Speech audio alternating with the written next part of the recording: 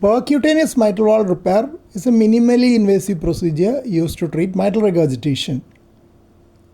Unlike traditional open heart surgery, this procedure is performed through a catheter typically inserted via the femoral vein in the groin.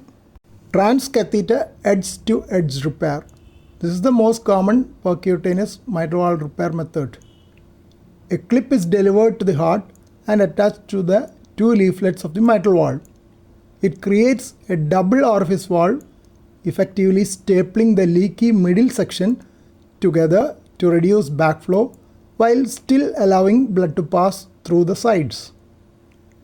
Best for patients with degenerative mitral regurgitation or functional mitral regurgitation heart failure related who are at high risk for surgery.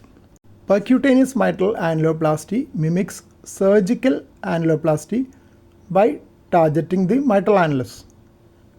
In indirect annuloplasty, a device is placed in the coronary sinus to reduce the size of the annulus from outside.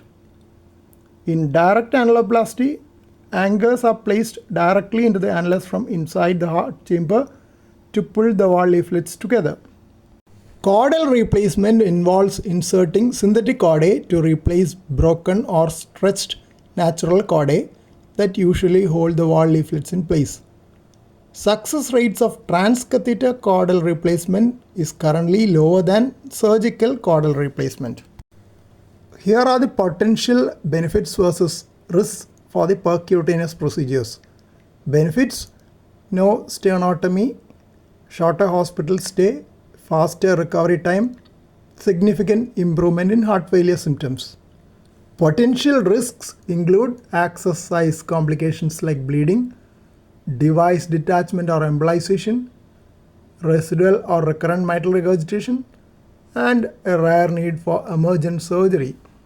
PMVR is typically reserved for patients who meet specific criteria: symptomatic grade 3 or 4 plus mitral regurgitation, high risk for surgery determined by a heart team which includes cardiologists, surgeons, etc., based on age, frailty, or comorbidities. Favorable anatomy.